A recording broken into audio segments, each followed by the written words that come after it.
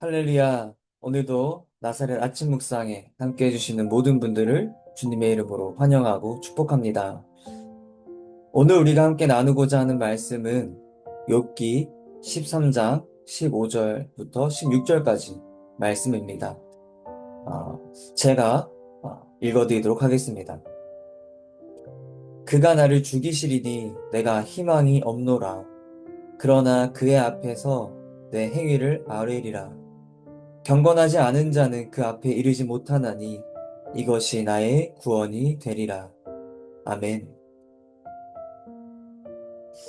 그리스도인이든 아니든 어른이든 아이이든 우리는 누구나 원치 않는 고난을 마주합니다. 또 신앙이 성숙한 자이든 연약한 자이건 관계없이 이 땅에 살아 숨쉬는 모든 사람은 각자의 인생 가운데 고난을 맞이합니다. 다시 말하면 모든 사람이 어떠한 환경에 있든지 고난에 마주한다면 우리에게 필요한 것은 이 고난을 어떻게 받아들이고 잘 해결할 수 있는가의 문제입니다. 오늘 읽은 본문을 통하여서 욥이 고난에 대해 어떻게 대처하고 있는지를 보기를 원합니다. 이미 이전의 설교들을 통하여서 또 여러분들이 신앙생활을 하면서 이 욥의 고난에 대해서는 많이 들어보셨을 것입니다. 또 이 욥이 처한 고난이 지금 이 욥이라는 사람이 이 고난을 마주할 때 상당히 억울하고 정말로 알 수 없고 정말 답답한 가운데 있는 그 고난이라는 것을 우리가 알 수 있습니다. 이러한 백그라운드를 가지고 한번 오늘 이 본문 가운데에서 욥이 어떻게 이 고난 가운데 대처하고 있는지를 보기를 원합니다. 우리가 명확하게 알 수 있는 것은 무엇이냐면 욥은 이 고난이 하나님께서 주관하신다는 것을 아주 확실하게 알고 있었다라는 것입니다. 욥이 친구들에게 이렇게 이야기합니다. 나는 정말로 죄가 없다. 나는 거룩하게 살아왔다. 그럼에도 불구하고 하나님께서 내 죄를 고발하신다면 나는 죽어 마땅한 자이다. 적어도 지금 내가 하나님 앞에 할 수 있는 것은 이렇게 변론하는 것이 전부이다. 이렇게 변론하는 것이 내가 할 수 있는 최선이고, 이렇게 하는 것이 내가 하나님께 구원을 기대할 수 있는 최선이다 라고 이야기하고 있다라는 것입니다. 이 15절을 세번역 성경으로 보면 이렇게 기록되어 있습니다. 하나님이 나를 죽이려고 하셔도 나로서는 잃을 것이 없다.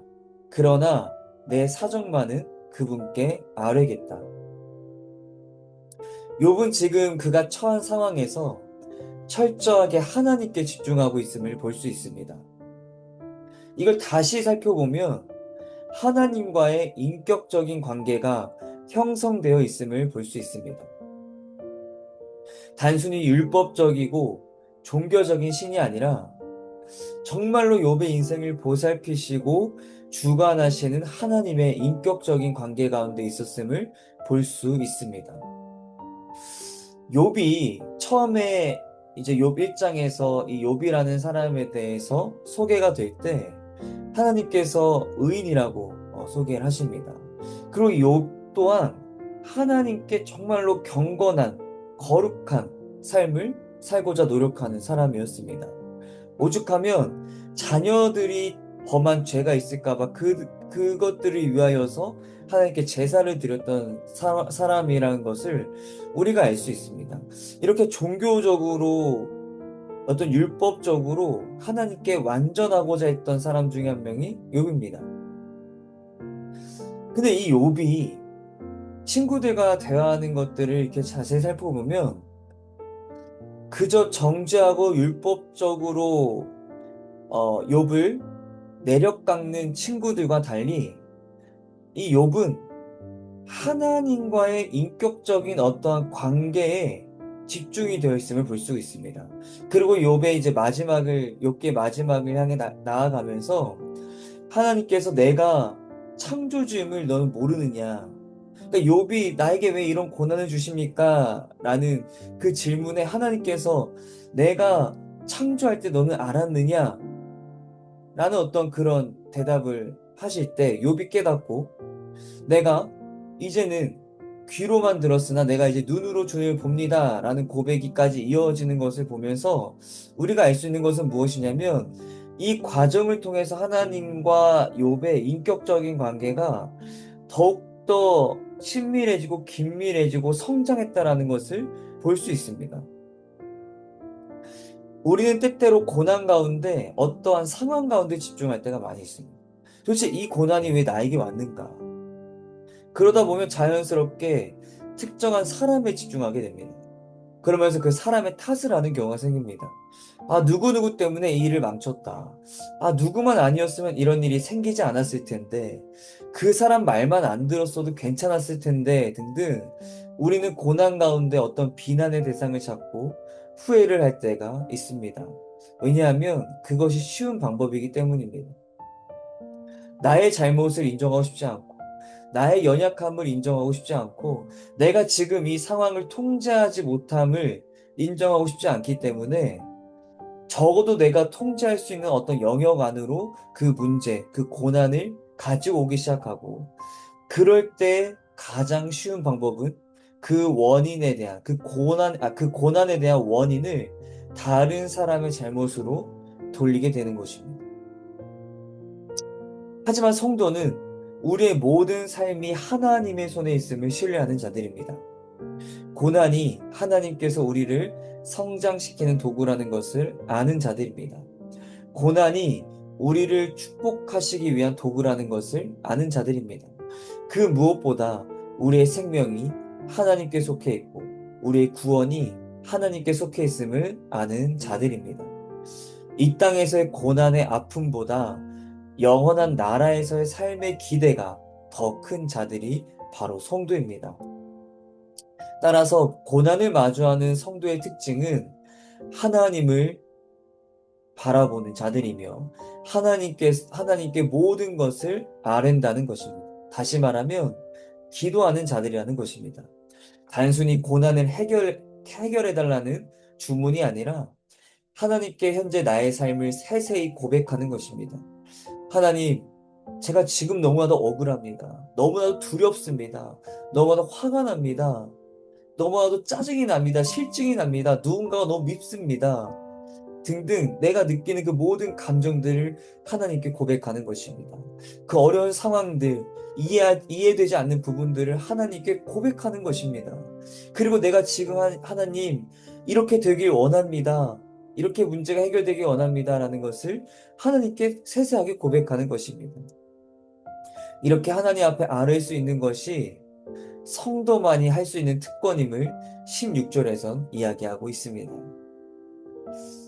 여러분, 그리스도인들이 점점 약해져 가고 있습니다. 그리스도인들이 점점 고난을 피하려고만 하고 이겨낼 힘도 없습니다. 고난을 마주할 자신이 없는 이 시대의 그리스도인들은 점점 이기적으로 변해갑니다. 사람들과의 교제를 피합니다. 희생하려고 하지 않습니다. 문제 해결보다는 피하는 것을 선택하고 그 상황을 무시하는 것을 선택합니다. 그리고 기도 이전에 유튜브를 통해 해결책을 찾습니다. 전문가를 찾아갑니다. 이 땅에서 어떠한 해결책들을 무수히 찾아다니지만 기도하려 하지 않습니다. 성도는 그리스도의 분량까지 성장해가는 자들입니다. 성도는 이기는 자들입니다. 성도는 고난을 이겨내며 성장하는 자들입니다. 이것은 오직 고난 중에 우리가 하나님을 바라볼 때 가능한 것입니다.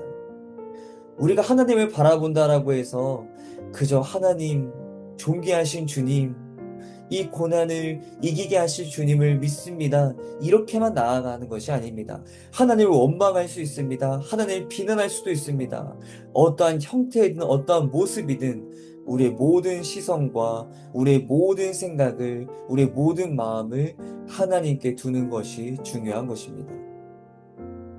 여러분은 하나님과 어떤 관계 가운데 있습니까? 여러분이 맞이하는 고난 가운데 정말 하나님은 친구와 같은 분이십니까? 아니면 정말 아버지와 같은 분이십니까?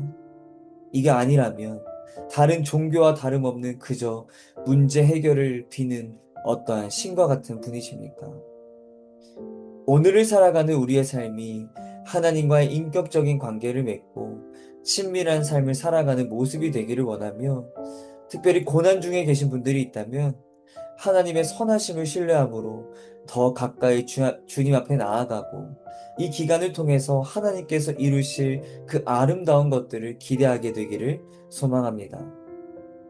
아멘.